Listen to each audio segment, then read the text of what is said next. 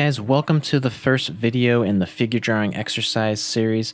So in life drawing, obviously we've gone over this a little bit in my videos before where we talked about proportions and how to draw something based on head sizes and stuff like that. But there's so much more to life drawing and figure drawing than just proportions. There's a lot of fun ways to do it too, and there's a lot of different practices that we can do to get our mind thinking a little bit differently and to kind of help us step over those hurdles. Okay, you guys might have heard me talk a lot in my videos about how I get fixated on details and I'll get stuck on the head when really I should be moving all the way down to the feet, etc., right? So this is one of those ways that as artists, we kind of practice to push us through those little sticking points where we get stuck and we can't really, get past these details. Well, if you can't get past the details, what if you completely remove the details from your picture? You kind of have to at that point, right? So we're going to practice what's called contour drawing today. Now, contour drawing kind of has three different types of categories, in my opinion. Contour drawing can be where you just focus on the outline of the drawing.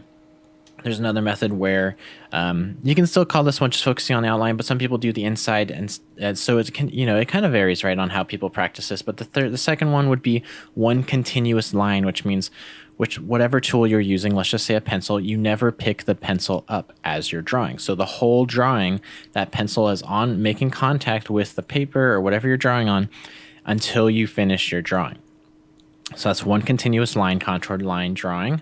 And then the other method is to blind contour drawing. This is a method where if you were in a situation where you're in a life drawing and you're looking at the model, this is where you would just be keeping your eyes on the model and you'd be drawing to the side of you on your pad, but you would never make eye contact with your pad, only with the object that you're drawing. So how does this fit into what we're talking about? And why does this help? That kind of sounds confusing, right? Especially that last one. Again, this helps us to focus on things that are not just readily available for us. If I'm able to draw whatever, let's say I'm in a figure drawing class, I think the model that comes up is really beautiful and I want to focus on her face because I love the way her face looks. Well, that's going to take away from my experience of drawing the full body, right? And these are just kind of like natural humanistic characteristics that we kind of have to deal with and move past. Because we all are humans and we're going to find things that we like and don't like, and we're going to focus on the things that we like. But in figure drawing, our need is to be able to move through the figure to tell our story. So today we're focusing on the outline of the figure here. Now there's a lot of great notes on this sheet here. This is another gris and norm that I've been mentioning a few times in my past videos here. A couple of reasons that they mention is that you can start finding shapes inside of the gaps, right? So you start to notice these negative spaces and you can really define them as a quick shape. There's not much going on here, but this is information that really sticks with your audience. And you start to kind of figure out the importance of that shape in itself, like how much information does that tell? You also start to develop some pretty good shorthands. Figure drawing can be a very quick experience. Sometimes you're doing 1-minute drawings, 2-minute drawings, 3-minute drawings. You need to be able to kind of lay something down really quick that if you had more time, you could come back to and add some detail. But if you didn't have the time, it still tells the story of what it is. I still know that this is a hand, even though they didn't give me every single finger, right? I can understand the silhouette and the shape pretty clearly. It's going to help us focus in on our squash and stretch, where we can really kind of emphasize that shape. We'll start wanting to define things such as like where flesh kind of hits the ground and it is nice and flat and squished onto the ground, right? Because we don't have so much information to go off of and we're not going to be drawing what they're sitting on. And then lastly, we just want to be able to notice as a quick shorthand things like the rib cage and maybe like where the hips come around. What is the leg shape going on? Overall, this is going to help us to really focus in on strong shapes and silhouettes. So some of these pictures I've shown before, but body shapes are really important in figure drawing and in character design drawing as well. It tells the story without really giving too much information or having to tell someone something, right? Like, you know that this guy is nice and big because of how wide and broad his shoulders are, and he has that tapering kind of triangular shape. So these are things that you can definitely be thinking about when you're just doing the outline of a picture. What is the story you want to tell, and what is the outline of the character you're seeing? Is it male? Is it female? Are they strong? Are they fat? There's so many things that you can kind of add just from shapes in itself, that this is one of those ways that we can really push those boundaries and start understanding how we can exaggerate our figures just a little bit to tell the story and kind of define the picture a little more clearly. Now, if you guys haven't checked it out, I have a whole video about why silhouettes are important, but that was kind of based on characters, and it still is very important when it comes to your figure drawing. And specifically, it's important because of clarity. So if you were to take away the information from a drawing like this and just move it here, right? We took out the whole internal drawing. We can still tell that this is a picture of someone looking to his left. We don't really see any arm information. We can assume it's in his pocket. You know, it's a nice, cool kind of stance, right? We have these defined shapes to us. Whereas, you know, we have a silhouette like this, you're kind of losing out on a little bit of information because, I mean, we know he's looking somewhat forward because we can see his ears, but we don't really have any information of if he's looking this way. He could be looking in front of him. What's going on with his arms? It kind of looks like we forgot his arms here because we don't see too much of a shoulder shape. Stuff like that. It's not a bad drawing, right? But it doesn't give us much information as this silhouette over here. So this also brings me to the point of push your drawings for the purpose of silhouettes. What I mean by that is, let's say with this drawing right here, we're looking at the bottom one here. What if this guy's arm was technically coming out from somewhere around here? Now that wouldn't make for such a clear silhouette as if the arm was coming out from down here where the artist actually drew it, right? So what you're going to do as artist yourself is you're just going to naturally push that arm down. So then we get this really nice clear silhouetted shape here, which is absolutely readable to anyone, even if we didn't have any of this face information inside. It's things like that. You want to look and analyze your picture and kind of justify where you can really push these shapes to make a much more clearly readable picture. And just as an example here of what these kind of silhouette drawings look like, even if I didn't tell you guys what these were, you guys know what these are, right? Now, it doesn't matter to us necessarily what kind of brand shoe this is or what kind of flowers these are necessarily, because our brain starts to fill in that information. And realistically, it's a little more important to have your audience kind of guessing and wanting to figure something out for themselves and using their imagination. You're being creative here, right? And then you also want to encourage people that are looking at your work to bring in their own creativity. So I know I get long-winded with these explanations and I always lose time on the drawing, but let me just do this real quick and then we're going to get to the drawing, I promise. But just a couple more methods of why silhouettes are important. I found a few examples of where I was able to take out the line work and really show you. So here we have Mickey Mouse, right? His face is great. We all love his happy face. But if you take out that information of the line work, we still know who it is, right? That silhouette, of course, was designed to be recognized from any angle. But again, this just kind of shows the importance of what silhouette you're doing. And we can still apply this method beyond cartoons and we can apply it to our figure drawing. So here I got 3 examples of figure drawing from 3 different artists here, all in different styles. Some of them are just kind of like gesture drawing, whatever it is, right? Now, the important thing to realize here is the reason that these drawings work so well is not because of the information inside, it's because of the shape and the silhouette that the artist gave us. You see, even if I completely erase all that internal information, we're still able to 100% figure out that we have a nice portrait over here due to all the shapes that we're being given. We got a really nice squash and stretch of a nice figure kind of standing and all that weight going down to one leg on this figure drawing right here. And then, of course, this really cool drawing to the right we have of someone kind of hovering in the air. We know because there's no weight down here. And it's also just a really kind of well-designed character where it's like we know this female structure, right?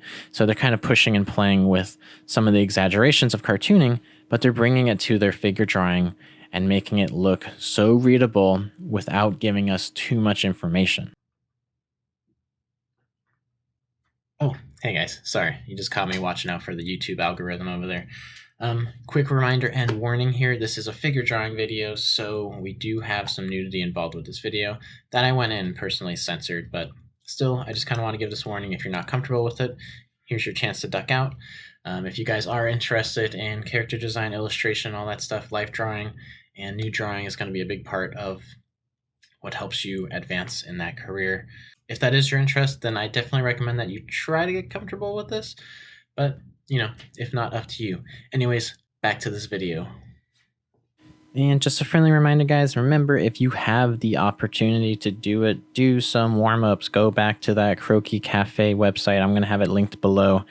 And choose any of the videos and just kind of give some practice. So here, you know, I sped up the video, but I had a couple 1-minute sketches, a couple 2-minute sketches, and then it finished with a 5-minute sketch that I thought was a 2-minute sketch, and then caught on the last 3 minutes of it. But anyways, Always good practice. It's going to help you loosen up. If you guys kind of take this back to the 1 minute poses, you can see I was really tight. My figures look kind of, the proportions were off.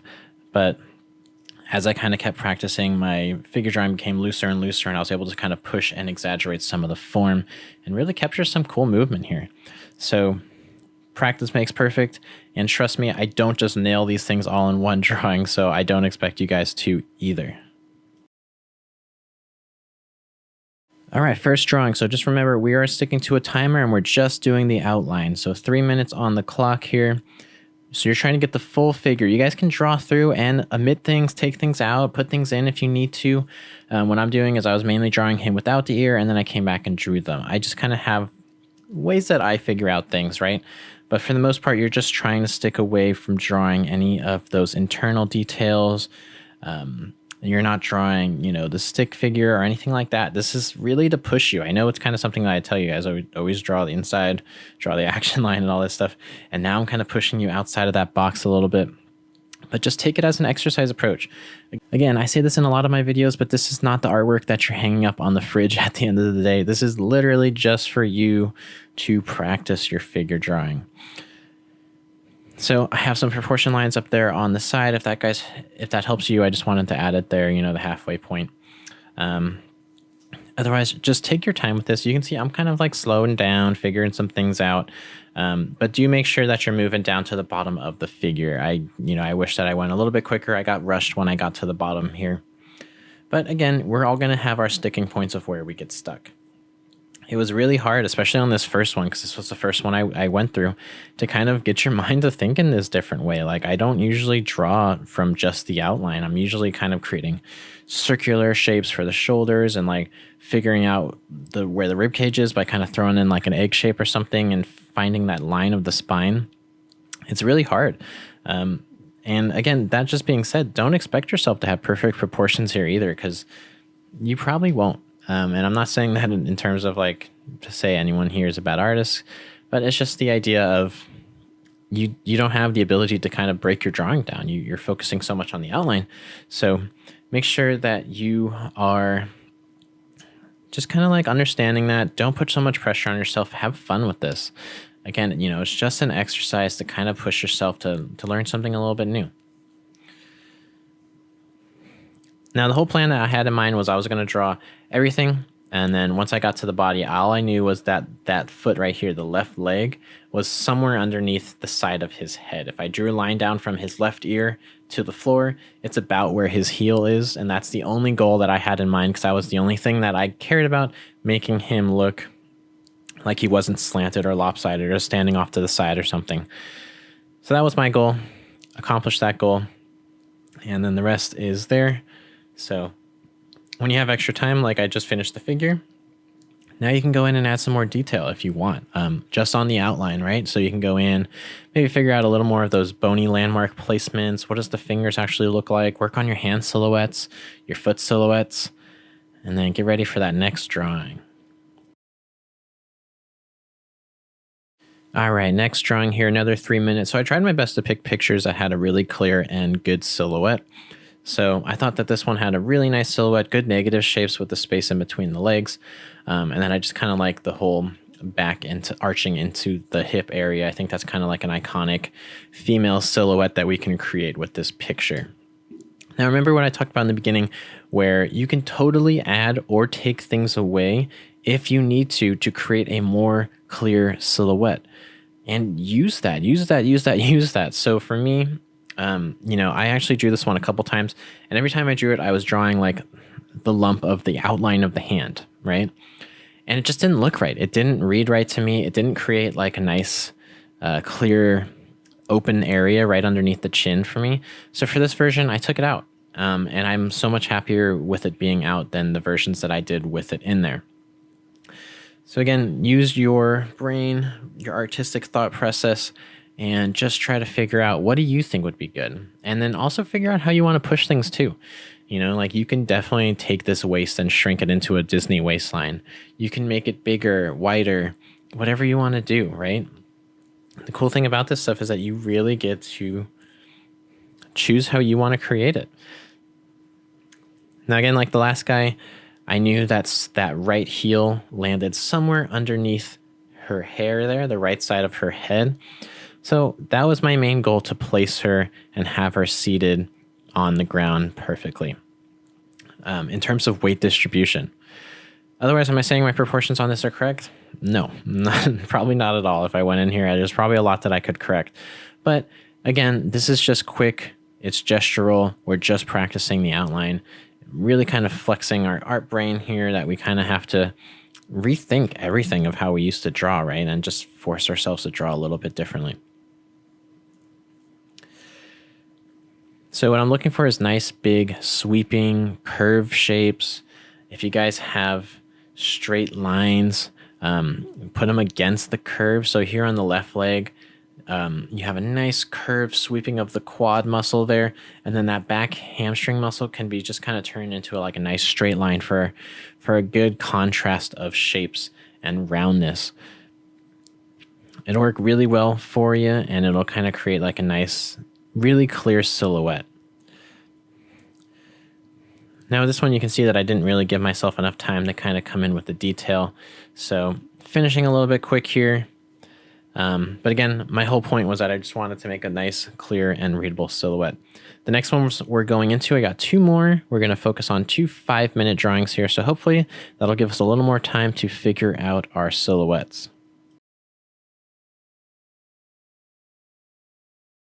Another great silhouetted pose here that I thought we could draw. This figure is just kind of like an iconic, like reaching the back up kind of a pose. So it's something that can be really symbolic when we draw it as a silhouette and easily readable. So when I found this pose, I knew we had to use it. So we got 5 minutes on the clock on this one. So it is definitely a little more complex of a pose, but take your time trying to figure it out. See if you can figure it out without drawing any of the internal detail. This is something that did take me a while, but I will say that you're going to see me use some of the negative space to kind of help me cheat some things here. And remember, you can always push your drawing a little bit to the next level. So just kind of like, if you want a longer neck, give it a longer neck. If you want it to have a shorter neck, smaller shoulders, bigger shoulders, anything, right? Go ahead and figure that out. So you can see how I drew that triangle right there. If you guys can look, really small, but right underneath the back of her head, right above her shoulder, there's a little opening that we can see through right there. Now, usually I would take this out if I were to be drawing this figure fully. But in this form, this is information of our silhouette. And any of these little openings that we have is going to feed our viewer information. So I had no way of showing the back of her head and where her shoulders are without drawing that little triangular shape. Now here we have another perfect example of that negative space, which is right in between her arms before her hands meet together on the ground. So again, sometimes what helps here is to think about, what does that shape look like, rather than what am I drawing, right? Like, don't think about the arms necessarily if you find you're struggling with the arms, but think more so like, what does that negative space in the middle look like? And that might actually help you to kind of figure it out. So again, what really matters with the silhouette shape is kind of like finding some of the bony landmarks that stick out onto the surface of the outline. So once I saw that rib cage in there, I knew it was kind of something that I had to really push in there. And again, I'm just kind of trying to find like now where that rib cage meets to the ground before the body bends and flattens onto the ground with the hips. So again, guys, exaggerate it if you want. Really thin hips, really big hips, it doesn't matter. This is your pose to take to whatever level you want. Now from here, it was about finding the legs. And this part can get a little tricky because these legs are together. So we actually can't show the legs separate, even though we can see that back leg is a little bit separate. But remember, this is all about just the outline. So what I did was I kind of figured out where I wanted that placement of that back leg to be. And then I went back down to the front and just kind of figuring out some of the details there on that front leg before I go back to the back leg. So we have a nice classic kind of bent knee position here, which again, this is going to give us a really nice negative space between her head and her feet. We're going to have that nice kind of a U negative space shape in there. So you can think about that too. How big do you want that negative space? Look at the reference. How much space do you really think there is between her ponytail and that second foot that we see, right?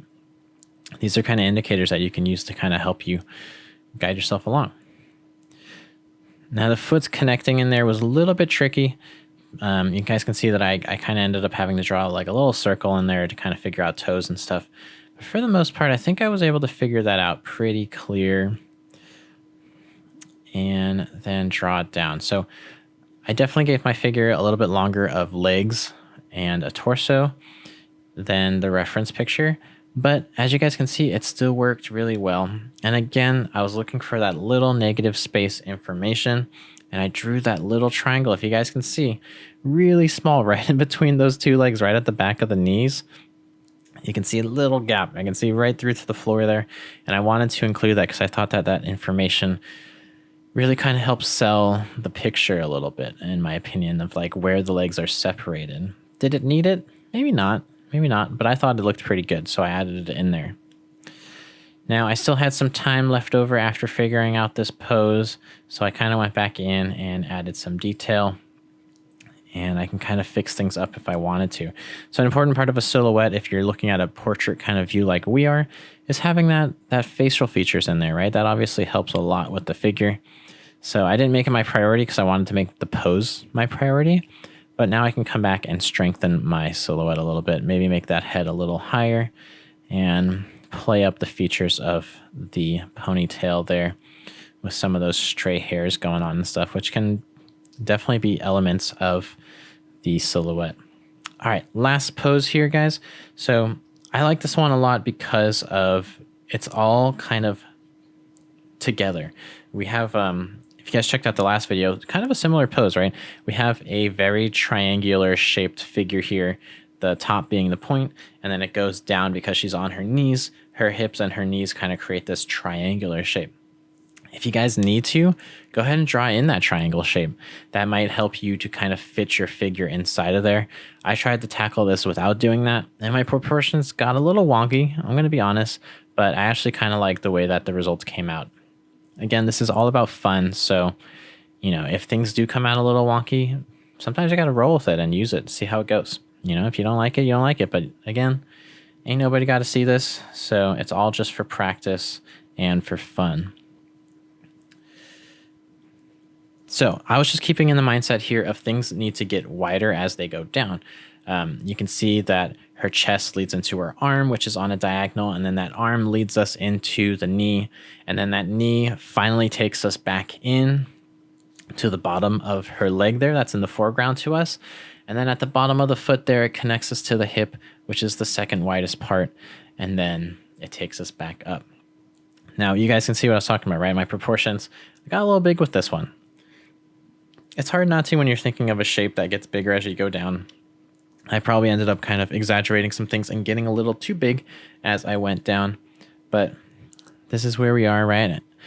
So I'm in here. I'm just trying to figure out the outline of my foot now. I got plenty of time, over 3 minutes, so I can come back in and kind of figure out some of my details a little bit stronger here. Remember, there's always like, when you have time, you got that first run, and then you can do a second run if you want to. So that being figured out, I got the foot in there, and then that little resemblance of the back foot you got in there too. I thought that was a nice touch. And then from here, I'm just trying to figure out the hips to the back. And what I was using is, if you guys can see my little marker going over there left and right, I was trying to use some landmarks, right? So I was seeing like, where does that, you know, her hips go up and then it comes back out a little bit for her back. And I was trying to see, where does that curve happen? And it lines up pretty perfectly with the bottom of the breast there, of what we can see of the breast there. So that was my little landmark, kind of like where that halfway mark is that I have with the red line. And there you go. I just created my silhouette. And I got plenty of time on this one. So just kind of having that information in my head of triangle, I was able to knock this one out pretty quickly and pretty believably, I would say. You know, like obviously there's proportion issues and stuff, and I come in and fix it. You can see here I'm kind of fleshing out a little more of the face details here. because, she has like a nice round cheek and a little bit of her lip is poking out there right above her chin. So I was trying to play with some of that stuff. And then also to go in and kind of round out some of my details. When I draw quick, I tend to draw like really straight, angular kind of things. So it helped me to kind of go in and remember that, like, remember my more feminine feature proportions, right? Where things are rounder and softer, not so hard edge. Again, you don't have to follow those proportions, but that's just kind of like some of the guidelines that you can use to make things seem feminine, masculine, whatever it is, even when you're just drawing an outline. So I always think those things are pretty cool when they can kind of make something believable with as little information as we're seeing here. So you guys, for the most part, I'm just going to be fixing up some of the drawing details here, and going from there. So I'm just kind of looking for little places where maybe the head wasn't at the right angle, or if I can make something wider, something smaller. I added a little bit of an eyelash right there. You guys can kind of see that her eyelashes poke off of her face. So again, this kind of helps with the silhouette a little bit, right? So it's almost like we already knew this was a person because we're drawing this next to a photo here, but without the photo, that eyelash kind of brings it all together for anyone who just kind of sees this picture. Now they can kind of know. You have these like identifying features, right? Which is essentially what you're looking for when you only have this little information to show. All right, so we're going to finish up our last details here, and then this is the end of the video. I hope you guys enjoyed taking that challenge with me. My next couple videos, we will look at those other two methods of the contour drawing together. Remember, this is all just practice, so if this breaks you out of your comfort zone, good. Use that. Take that and kind of feel uncomfortable with it and see what you can do with it. Some of you might find out that you love this style of drawing, and maybe this is how you want to always do figure drawing. You never know, right? So anyways, guys, thanks again for watching. I will see you in the next video, and I hope you have a great day.